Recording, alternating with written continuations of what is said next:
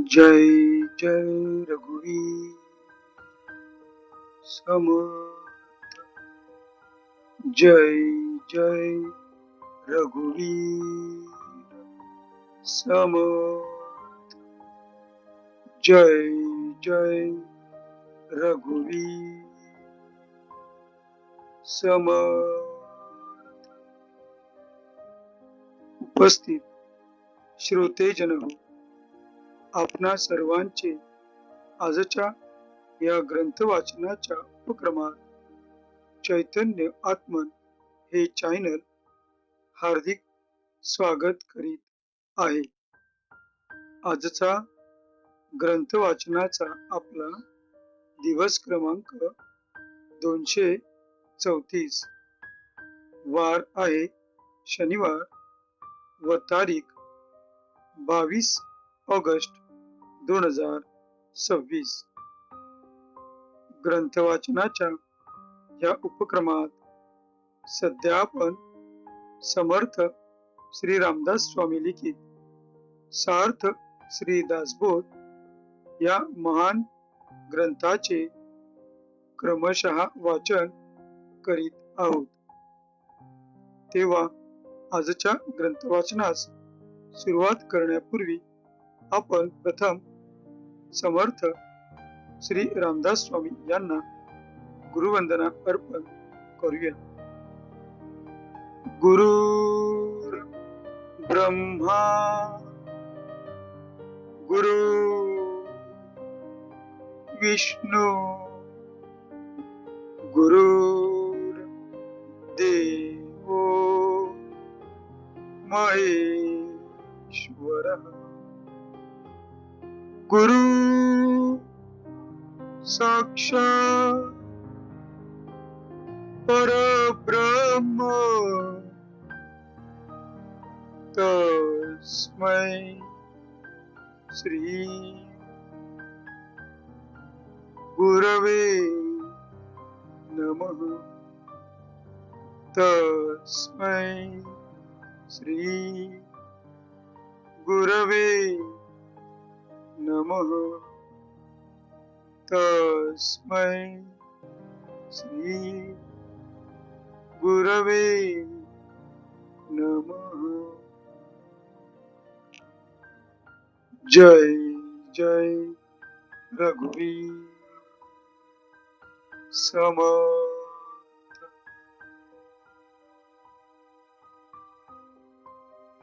आता आपण सार्थ श्री दासबोध या ग्रंथाच्या नित्य वाचनाने किंवा नित्य श्रवणाने त्याचा आपल्या जीवनावर काय परिणाम होतो, आपल्या जीवनात या नित्य वाचनाची किंवा नित्य श्रवणामुळे काय फलप्राप्ती होते ते आता आपण वाचणार आहोत।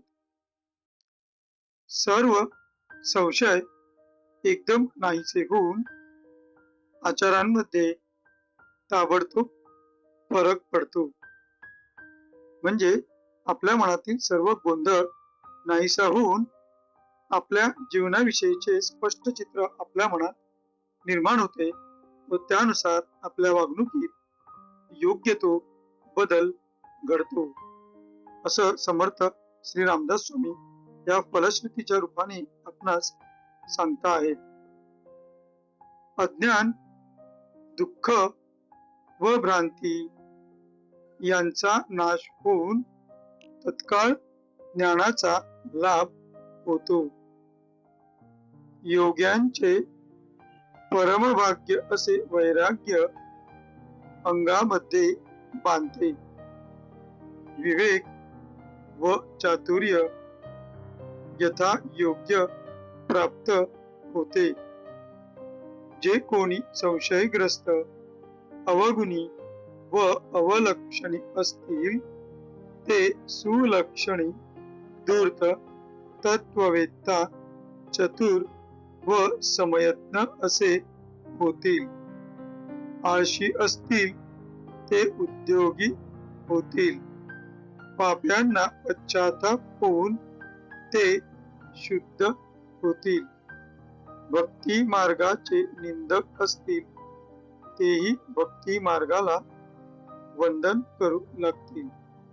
मूर्ख अतिदक्ष होतील. हा ग्रंथ ऐकल्याने प्राण्याला उत्तम गती मिळेल. संसारांतील अनेक उद्वेग नाश पावतील. अधोगती चुकून मनास विश्रांती आणि समाधान मिळेल. जय जय रघुवीर समर्थ.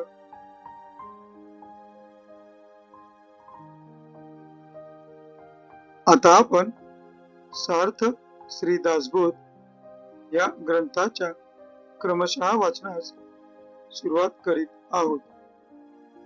आजपासून आपण या ग्रंथातील देव शोधनाचा या 6व्या दशकातील अनुर्वाच्य निरूपण ह्या 10व्या समासाचे वाचन करण्यास सुरुवात करीत आहोत.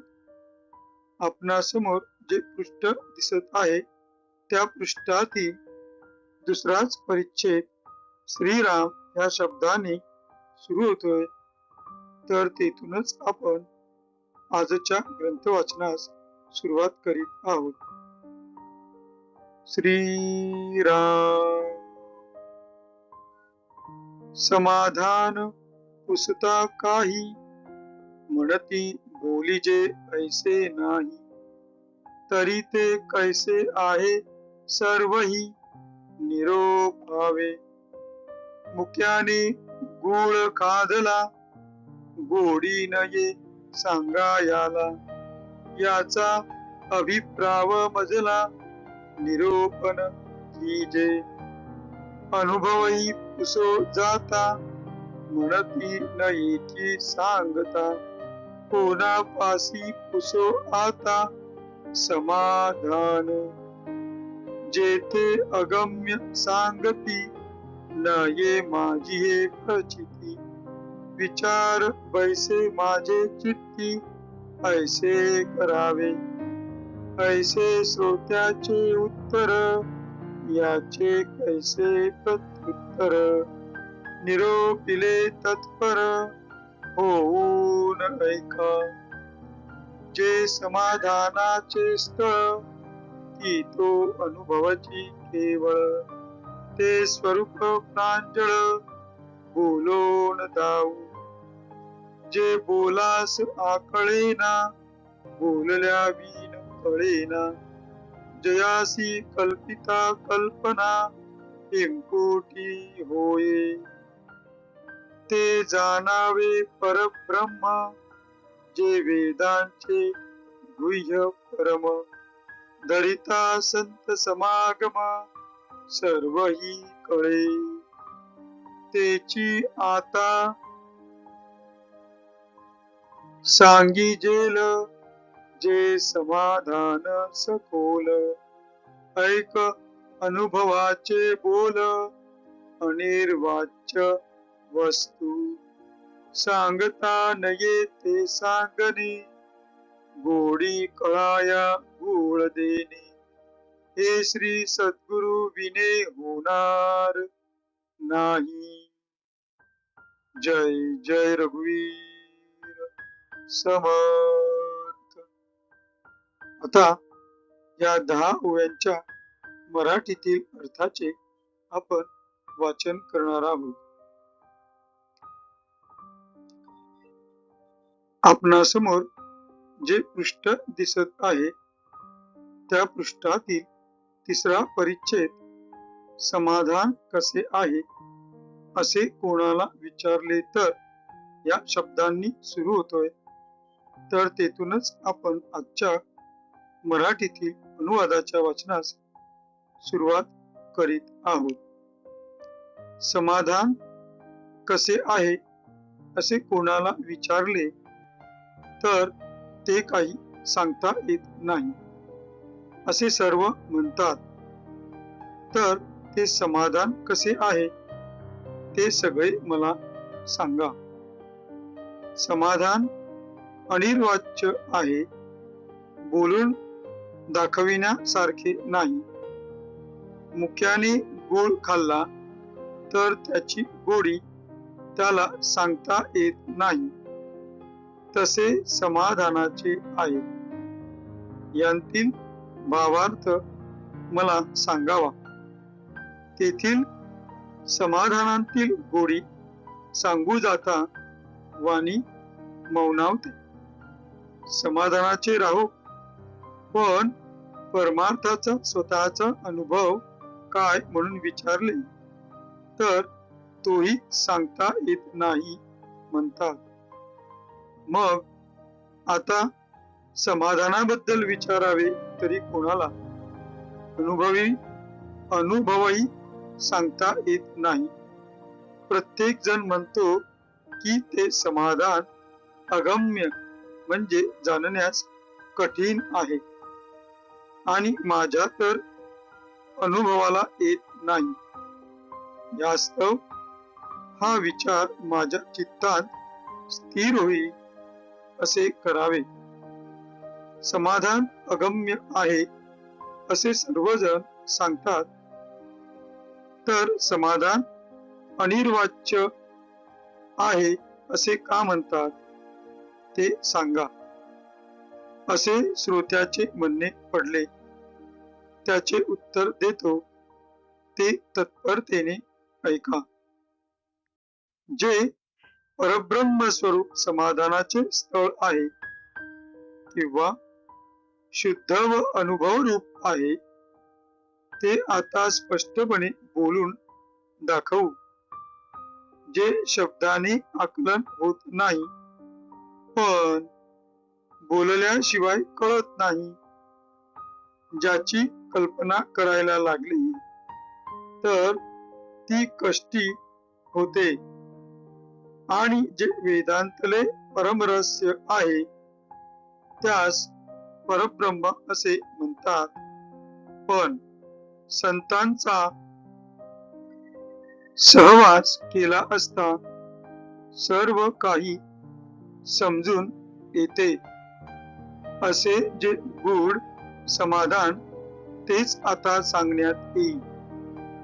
अनिर्वाच्य वस्तू जे परब्रह्म त्याच्या विषयीचे माझे अनुभवाचे भाषण ऐक.